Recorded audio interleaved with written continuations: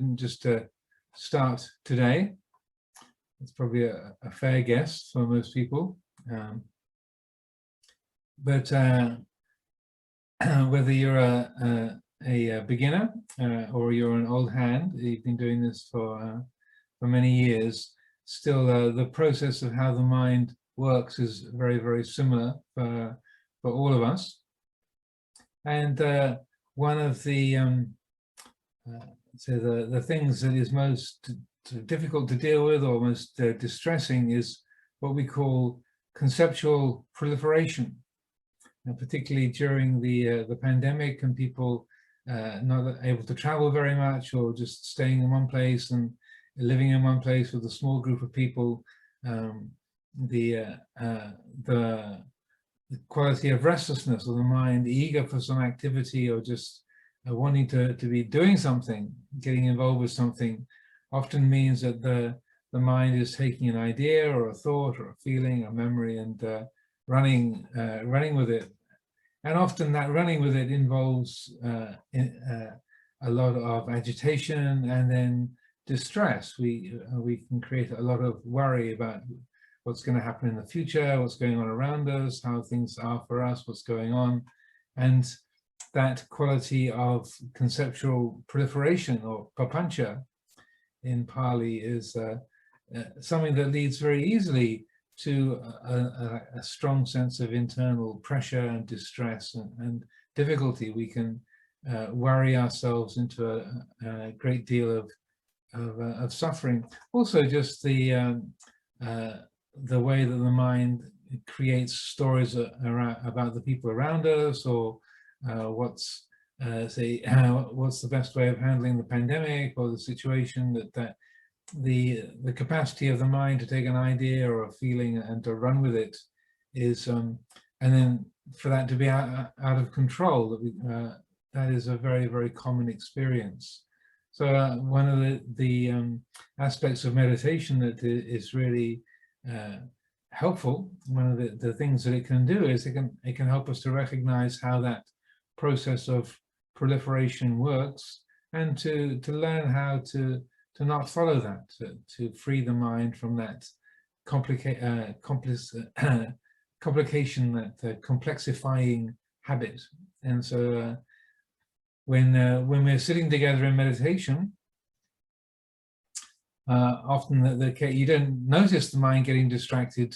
We don't see when that distraction begins, but after a little while we might suddenly realize, oh, we've lost the attention upon the breath, or we've forgotten where we are, and we're back reliving some event of the past, or we're worrying about what the government is doing, or the availability of the vaccine, or what might be wrong with the vaccine, or what's going to happen to our family members, or what the future prospects for the society going to be, or for our own economics, not just national economics, our own families, financial situation, and so on and so forth. And so that kind of lostness, when we realize the mind has been carried away, then one of the things that we can do, a kind of exercise that we can employ, that I like to encourage, is following back from wherever the mind has gone to where it all started from. And so what triggered that particular flow of perception. So it may be that you have an achy feeling in your knee, and you think, oh that my right knee is hurting, and then that triggers the thought, well, that's the first time I've thought about my knee for a long time. Mostly I've been worrying about how to stay free of coronavirus, and then, oh, when am I due for my vaccine? Oh, they have these news reports about the problems with the vaccines. Well, those are a load of rubbish. Or maybe they're not a load of rubbish. And then you find your mind getting caught in that kind of a tangle. So if you recognize, well, where did this begin? You follow the thought back, and I'll trace my finger across the little box of my my screen, and then, oh, it all started off with my knee. There was a sensation in my knee that then triggered that thought about the health of the body, and then and it all often ended up in this anxious tangle about the coronavirus and vaccination and so on and so forth. So when you trace it back to its origin, then you can see, oh, it was just a sensation in the knee. And the further you go back to the root, to the source, whether it's a sound or a feeling or a memory, then there's a simplicity there. There's it's just hearing a sound from the street, or the sound of a bird from the garden, or it's just a sensation in the knee. That was all. Very, very simple, non-personal, nothing complicated.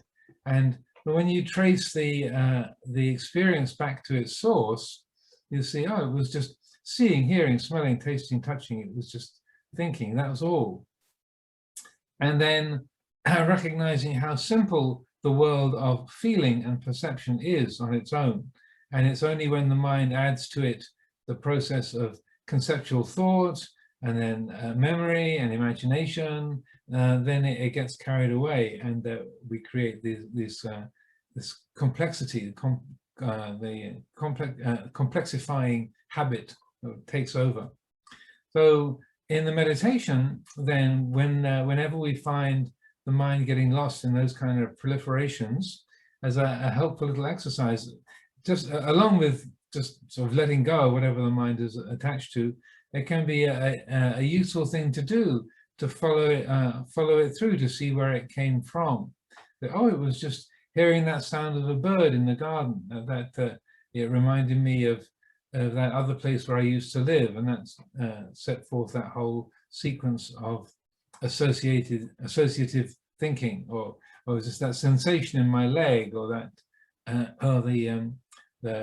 the taste of something left over from my lunch, just on the back of my teeth. Oh, it was that. That was all it was. And to notice that when we trace things back to their roots, to their origin, that sense of distress or difficulty or entanglement is much, much less. There's just a sound, a feeling, a thought, a shape, nothing problematic or difficult at all. So I find this is a useful exercise to do in terms of working with the entangling, complexifying habit of the mind, that what's called papancha in Pali, and and to see over and over again how the difficulty or the struggle that comes from our thinking mind, it's really because of that unconscious following and complexifying habit, and that if we train the mind to be more focused, to be more attentive, to rest in the present more completely, then we're taking away the fuel from that complexifying, complicating, entangling process. So as we go through the day and we have some more periods of meditation, this is something I'd like to refer to, and then you can see how the process works. And those of you who are familiar with the suttas, the Buddha's teachings, in the middle length discourses, there's a particular sutta called the sweet morsel, or the honey ball, the Madhu Pindika Sutta, where this whole process is spelled out very, very clearly. How it starts off with a sense perception, and then there's a feeling associated with that perception, whether it's pleasant or painful or neutral, and then the mind say forms that perception, say it takes shape as a memory or a sound, a form, a flavor, and then the mind names it, and then the naming leads to papancha, and then when that conceptual proliferation reaches its fulfillment, then there's a sense of me in a state of tension, or me in a state of stress with relationship to the world, and that's called papancha sanya sankar, which is a long Pali word. You don't have to remember that, but that sort of me in a state of tension, me not getting what I want, me being stuck with something that I don't want, me oppressed by the world, that kind of the kind of feeling is papancha sanya sankhara. So that process is spelled out in the teachings, even though that was done 2,500 years ago.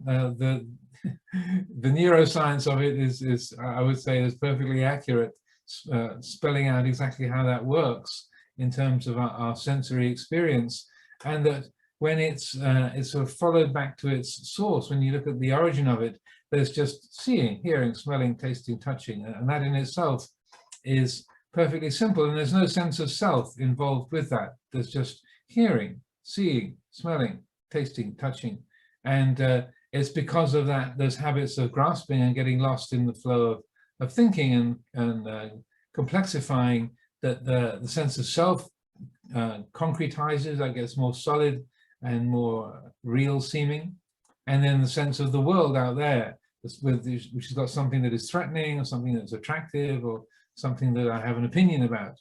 And so that this simplicity and the kind of innocence of the world of feeling and perception is also something that is important to say fully appreciate.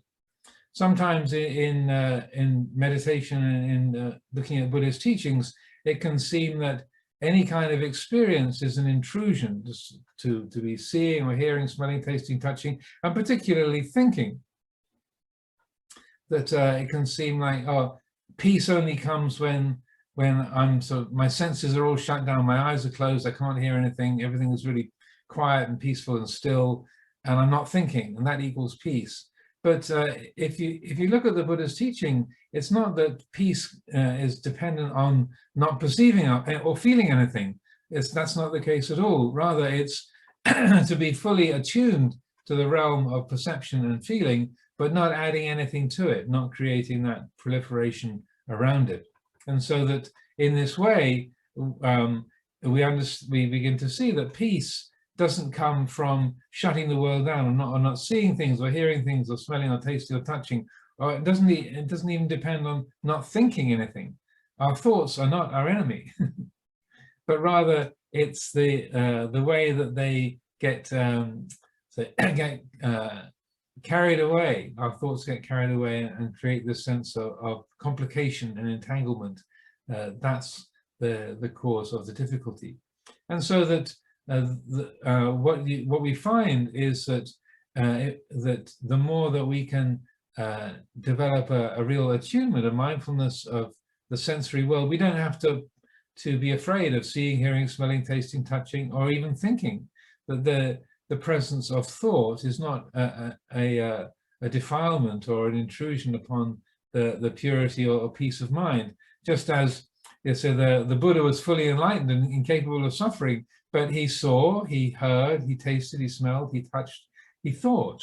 And so if thought was somehow intrinsic to suffering, or that any kind of thinking was some sort of disturbance of our peace, then how could the Buddha or any other enlightened being ever think?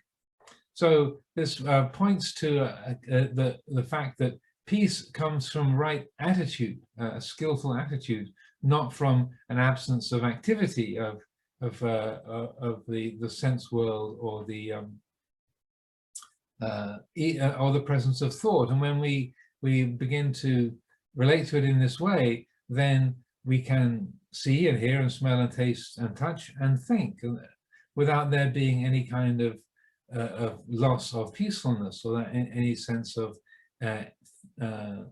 there being anything out of balance, or that the mind being oppressed or challenged or anything difficult in any way, shape or form. So it's very easy for many of us. We've come into meditation because of having hyperactive thinking minds. And I speak from my own experience, the sense of, if only this thing would just shut up just for 5 minutes, that would be great. The idea of peace is very closely related to getting the internal chatterbox just to be quiet. And I remember the very first time when I was a novice in Thailand, and we'd had an all-night meditation. I'd been up all day of the observance day, up all night and up all through the next day. So into the evening of the day after, and I was kind of exhausted more than anything,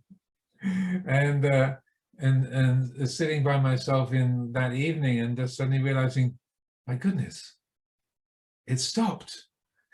So I think just through sheer physical exhaustion and being in a hot, steamy climate.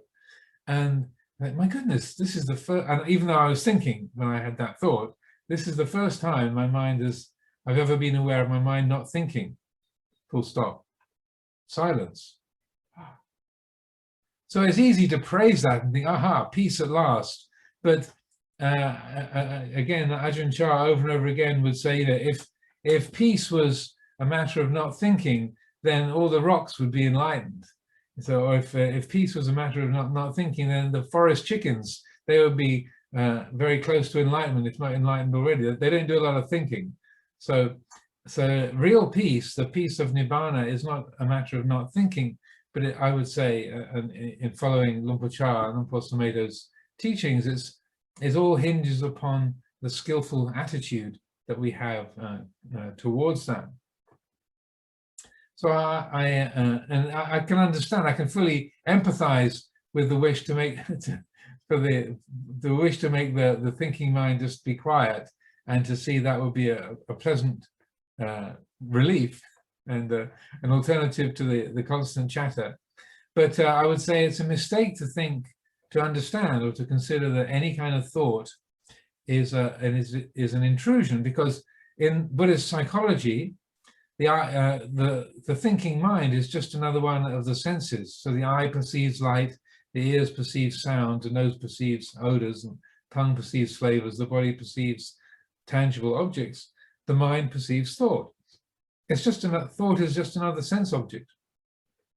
It's not really distinguished from any of the other senses, other than that the mind is also the producer of thought. So the eye doesn't produce light, but it sees. But otherwise, the mind, the mano, is just the sense organ that perceives thought. So it's not really thought isn't put into a particularly separate category to seeing, hearing, smelling, tasting, and touching.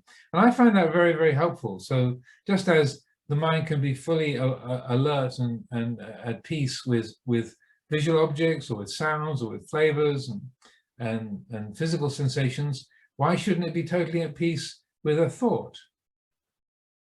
And so that's something I'd like to just bring into focus, and we'll look at that a little bit more during later today and tomorrow. Another of the aspects I thought to emphasize is how, in order to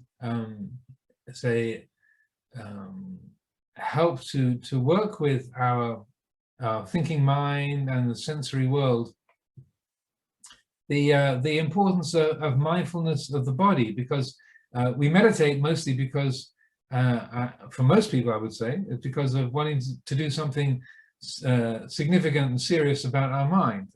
That's generally why we're interested in meditation. But in a mysterious way, one of the most important aspects of working with the mind is developing a mindfulness of the body. So we might think, well, peace and happiness, freedom comes through working with the mind. So yeah, the body isn't the issue, it's the mind that's the thing that really matters. But the two are intrinsically and intimately connected, and that one of the aspects of meditation and dealing with the mental world is that the mindfulness of the body is the guaranteed and most accessible way of keying the attention into the present reality.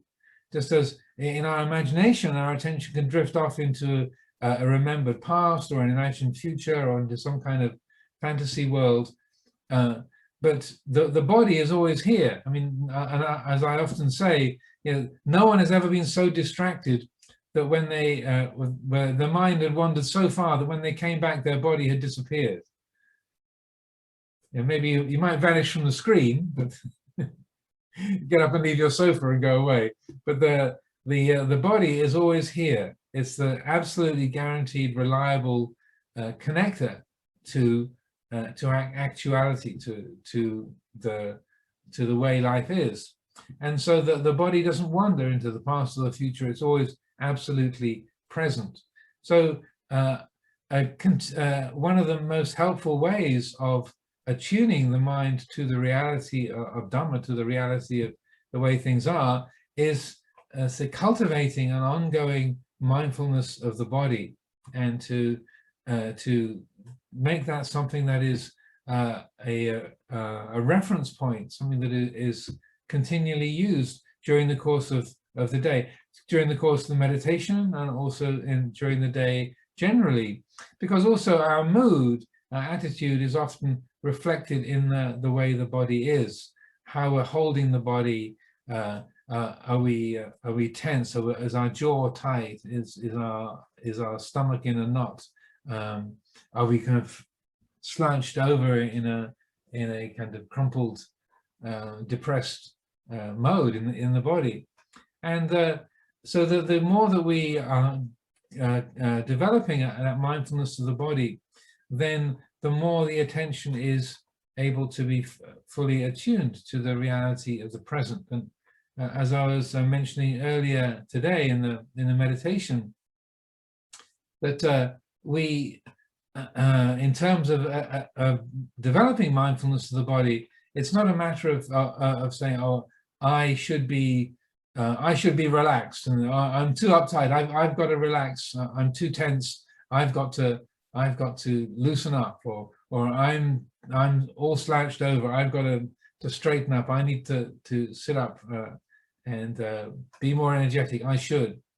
Just as I was saying earlier today about effort, the power of awareness, bringing a mindful attention and awareness to the present moment, and particularly to our body, to our mind, that awareness has its own effects, just like the sun on the morning, on the grass in the morning evaporates the dew.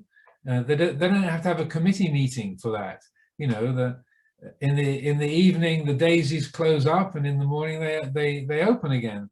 That's what daisies do. With those of you who live in countries that have daisies and in your lawns, they close up at night and they open up in the morning. They don't have to have it's not a decision-making process. It's just the response to sunlight. When it's there, they open up. When it's gone, they close up. And so that's that kind of natural responsivity is also how we are.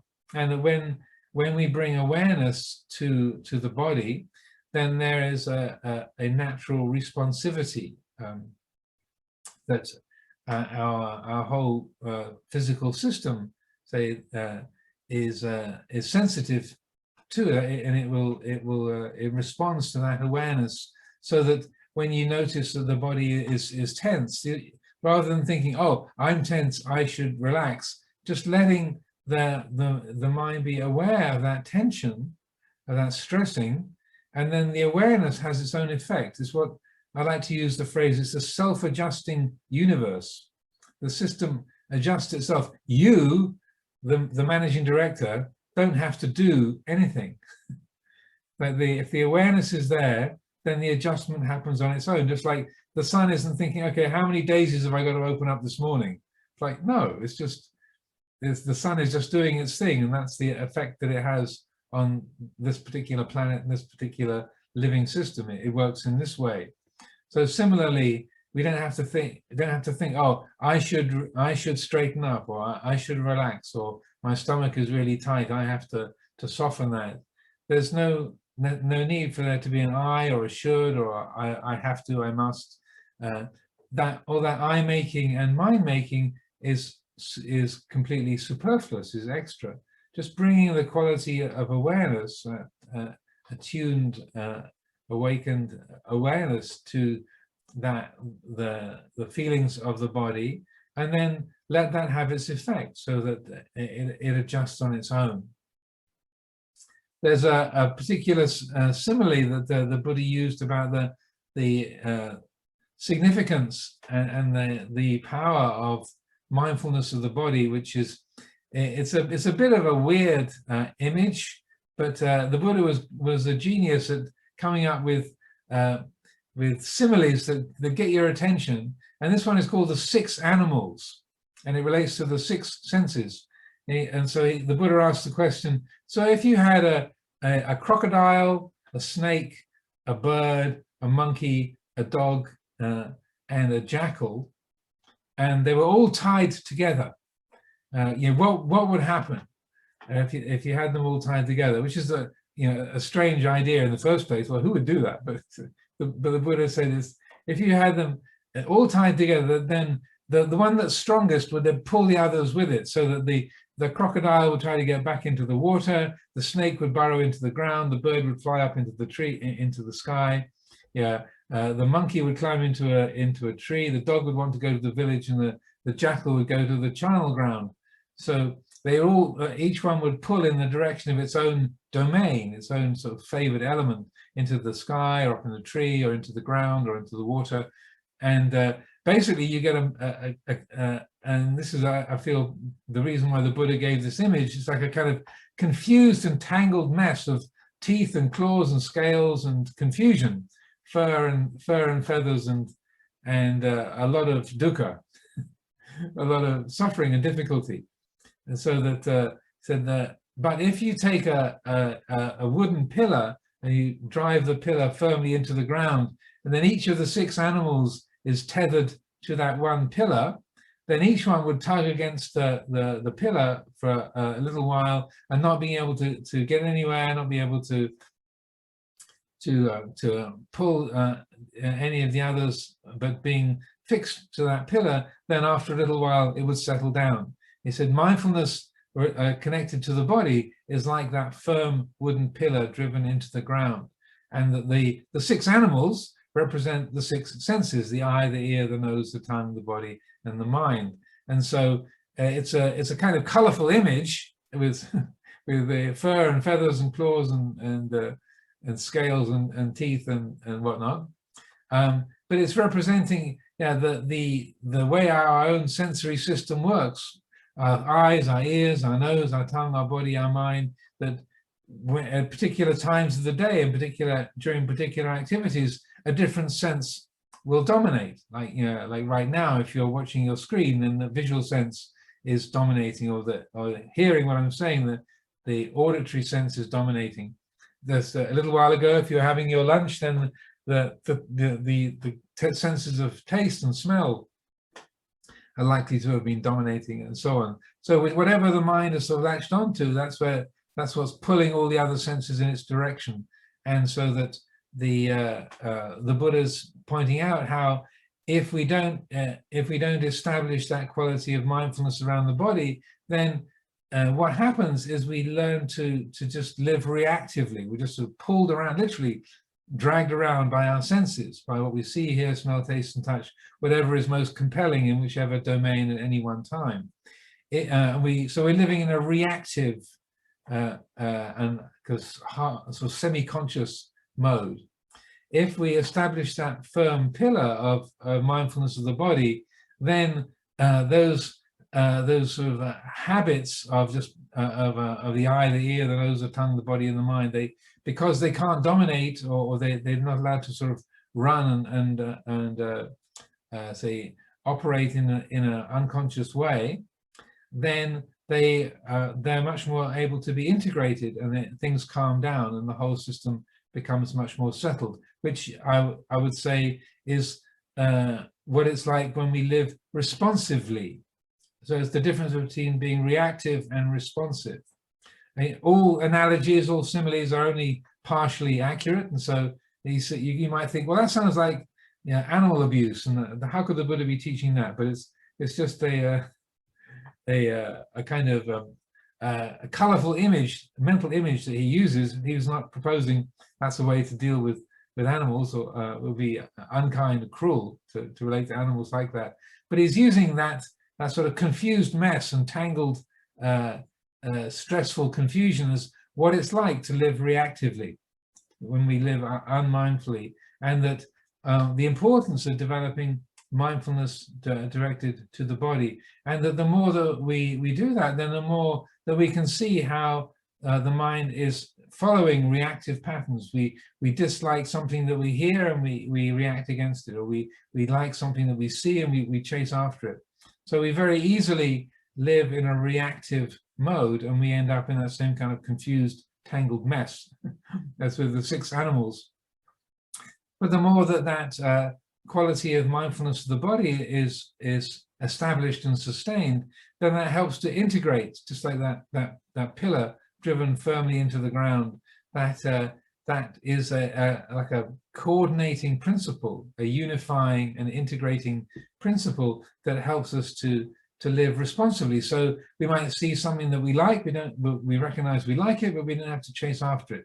We taste something that we dislike, we don't have to we know we don't like the taste, but we don't have to hate it or resent it. So that there's a spaciousness in the way that we operate. There's a responsivity. There's a way that we can live with liking, but not having to chase after it and want and get. And we can live with disliking, and we don't have to hate and resent and reject. We are able to relate to liking and disliking in a far more integrated and balanced way. So these are just some opening reflections for the afternoon. And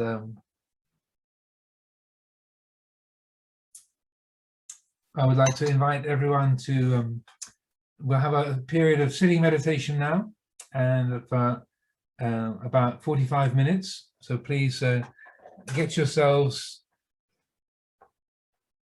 arranged.